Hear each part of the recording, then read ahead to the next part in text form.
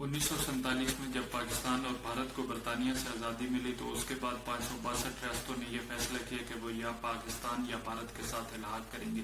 جبکہ کشمیر کے مہاراجہ ہری سنگھ نے یہ فیصلہ کیا کہ وہ آزاد رہیں گے۔ تو جیسے ہی آزادی ملی تو اس کے بعد کشمیر میں بغاوت شروع ہو گئی، جس میں کچھ مقامی آبادی کی جانب سے تھی اور کچھ قبائلی نے جا کر حملہ کیا تھا۔ تو جب اس حملے سے صورتحال خراب ہوئی، امن و امان کی صورتحال خراب ہونے پر راجہ ہری سنگھ نے بھارت کی طرف دیکھنا شروع کر دیا، اس نے مدد مانگی۔ تو بھارت کے governor general lord Mountbatten نے کہا کہ چونکہ آپ نے بھارت کے ساتھ الحاق نہیں کر رکھا اس لیے ہم آپ کی مدد نہیں کر سکے۔ تو راجہ ہری سنگھ نے اس وقت میں بھارت کے ساتھ ایک عارضی طور پر معاہدہ کیا کہ جیسے ہی اس معاہدے میں یہ بات تھی کہ جیسے ہی مقامی آبادی کی مزاحمت کم ہوگی اور قبائلی نکلیں گے تو اس کے بعد کشمیری عوام کی خواہشات کے مطابق فیصلہ کیا جائے گا۔ اب اس معاہدے کے حوالے سے ایک کتاب کشمیر آر ڈسپیوٹڈ لیگسی، اس میں لکھا گیا ہے کہ جب یہ معاہدہ ہو رہا تھا تو اس معاہدے کی کوئی اہمیت اس وجہ سے نہیں ہے کہ راجہ ہری سنگھ اس وقت اپنی سری نگر سے 85 گاڑیوں میں سامان لے کر فرار ہو چکا تھا۔ تو ایک وہ حکمران جو اب چھوڑ چکا ہو اقتدار سب کچھ اپنا چھوڑ چکا تو اس معاہدے کی کیا اہمیت ہو سکتی ہے۔ جب یہ معاہدہ ہو گیا اس کے بعد بھارتی فوج کشمیر میں آ گئی اور پھر پاکستان نے جب دیکھا کہ بھارت گرداسپور اور ریڈ کلف ایوارڈ کی خلاف ورزیاں ہوئی گرداسپور کے معاملے پر جب بھارت کا غیر قانونی طور پر حصہ بنایا گیا تو اس کے بعد پاکستان نے بھی اپنی فوج داخل کی اور باقاعدہ لڑائی ہوئی۔ جیسی لڑائی ہوئی تو بھارت یہ معاملہ اقوام متحدہ لے گیا۔ جب اقوام متحدہ معاملہ گیا تو اس حوالے سے ایک بھارتی سابق سول سرونٹ ہے اوتار سنگھ، انہوں نے کتاب لکھی ہے، اس میں انہوں نے لکھا ہے کہ بھارت کو مسئلہ کشمیر اقوام متحدہ میں لے جانے کے 3 ماہ بعد احساس ہو گیا کہ اس سے ایک اسٹریٹجک غلطی ہو گئی ہے۔ تو جب اقوام متحدہ میں معاملہ گیا تو قومی سلامتی کونسل نے یہ پہلے یہ کہا دونوں ممالک سے، پاکستان سے یہ کہا کہ پاکستان اپنے مقامی آبادی کو واپس بلائے، پھر بھارت سے یہ کہا کہ وہ صرف اتنی ہی فوج رکھے جتنی امن و امان کے لیے ضروری ہے، جبکہ اس میں یہ کہا گیا کہ بھارت سے یہ کہا گیا کہ آپ رائے شماری کے لیے کمشنر تعینات کرے، جو کہ بھارت نے نہیں کیا۔ اس کے بچوں کے بھارت نے یہ بھی نہیں کیا، بھارت کو اس کمیشن اقوام متحدہ کی اس پر بھی اعتراض تھا، تو ان نکات پر بھی اعتراض تھا، پاکستان نے بھی اعتراض کیا، تو اس کے بعد اس پہ کمیشن بنایا گیا، کمیشن کی اقوام متحدہ میں قرارداد بھی پاس ہوئی لیکن اس پر عمل درآمد نہیں ہو سکا۔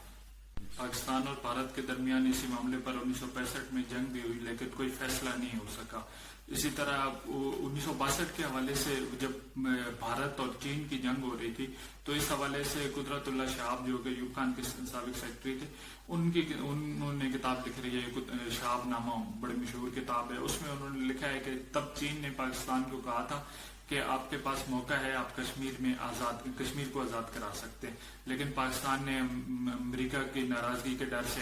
یہ قدم نہیں اٹھایا اور اس کی قیمت آج تک بھگت رہے۔ اسی طرح جب اس معاملے پر پھر مذاکرات شروع ہوئی ہے تو 1999 میں جب اٹل بہاری واجپئی لاہور آئے، انہوں نے لاہور میں آ کے جنگ نہ ہونے دیں گے مینار پاکستان پر آ کے اپنی مشہور نظم پڑھی، پھر وہ جسے لاہور ڈکلریشن کہتے ہیں معاہدہ ہوا کہ ہم دونوں ممالک مذاکرات اور امن کی کوششیں جاری رکھیں گے، اسی طرح ہاٹ لائن قائم کی جائے گی ہتھیاروں کے استعمال کو روکنے جس کا مقصد تھا، اور تیسرا پھر ایٹمی تجربے سے پہلے اطلاعات دی جائیں گی۔ تو یہ مقصد یہ تھا کہ تھوڑا سا تعلقات بنے اور بات آگے بڑھے، لیکن پھر اس کے بعد کارگل ہو گیا، کارگل کے بعد سب کچھ ختم، ایک دفعہ کشمیر کے معاملے پر سب کچھ ختم ہو گیا۔ پاکستان پرویز مشرف کی آمد کے بعد ایک بار پھر پاک بھارت مذاکرات کی کوشش ہوئی اور اس دوران پرویز مشرف کا 4 نکاتی فارمولہ بھی بڑا مشہور ہوا کہ اس میں پہلا یہ تھا کہ دونوں ممالک کے درمیان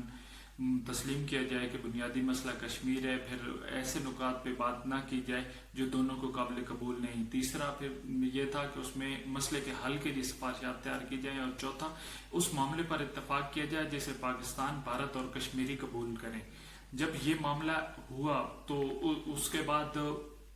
کشمیر پہ مذاکرات شروع ہوئی، بات ہوئی لیکن یہ بھی مکمل نہ ہو سکا۔ لیکن اس حوالے سے سابق وزیر خارجہ خورشید محمود قصوری نے اپنی کتاب میں لکھا ہے کہ پہلی دفعہ یہ کشمیر کے حل کے لیے ہم وہاں پہنچے تھے جو تاریخ میں اس سے پہلے کبھی نہیں پہنچے، اور اس چیز کی تصدیق سابق امریکی وزیر خارجہ नायब वजीर खारजा रिचर्ड बाउचर ने भी की। उन्होंने भी कहा कि वाजपेयी और मुशर्रफ ने मसला कश्मीर के हल के खदोखाल तय कर लिए। पाकिस्तान और भारत के दरमियान अब मसला ये चल रहा है कि जो कि भारत हर मौके पे 1972 का शिमला मुआहिदा निकाल कर ले आता है कि जिसके तहत आपने एग्री किया था कि पाकिस्तान और भारत अपने मसाइल खुद हल करेंगे,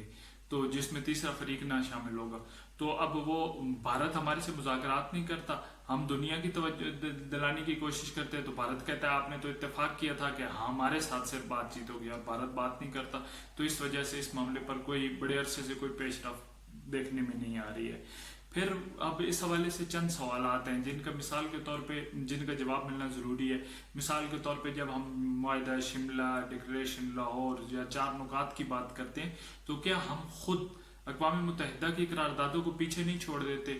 फिर दूसरा सवाल ये है कि अगर पाकिस्तान अपने इलाकों में रायशुमारी करा दे, इस वक्त पाकिस्तान के पास 37% और भारत के पास 43% इलाका है, रायशुमारी करा दे, तो क्या भारत पर दबाव नहीं आएगा कि उसे भी ये करना चाहिए? फिर तीसरा ये कि डोनाल्ड ट्रंप की साथी की पेशकश पर हम बड़ा खुश होते हैं, लेकिन क्या हम तवक्को रख सकते हैं कि अमेरिका हमारे मफादात का भी तहफ़्फ़ुज़ करेगा और उसमें होगा तो कश्मीरियों के ख्वाहिशात के मुताबिक फैसला होगा, और वो भी ऐसी सूरत हाल में जब डोनाल्ड ट्रंप भारतीय वज़ीर-ए-आज़म की रैली में भी शिरकत करने जा रहे हैं। तो वैसे भी अमेरिका का जस्टिस जैसे इराक, अफगानिस्तान, लिबिया, शाम में नज़र आया, वो तो दुनिया को काबिल कबूल नहीं है, तो क्या हमें होगा? मैं हुक्मरानों को एक ऑस्ट्रेलियाई कहावत सुनाऊंगा कि झूठ हाल तो अच्छा कर सकता है लेकिन इसका कोई मुस्तकबिल नहीं होता। हम जहाँ आज हैं ये इसी वजह से हैं, तो हमें अब भी ऐसे काम नहीं करने चाहिए जिनका कोई मुस्तकबिल ना हो। और इसके अलावा पिछले दिनों जब कश्मीर का मामला चल रहा था तो सोशल मीडिया पर एक सहाफ़ी ने ट्वीट की जिसमें उन्होंने कहा कि फारूक अब्दुल्ला ने भारत नवाज बनने का फैसला इसलिए किया था कि 1971 में पाकिस्तान अपना मशरकी पाकिस्तान नहीं बचा सका था। तो उनसे अर्ज़ है कि अगर वो शेख अब्दुल्ला की किताब आतिश चिनार पढ़ लें तो इन तमाम सवालों के जवाब मिल जाएंगे कि कौन किस वक्त और कब से भारत में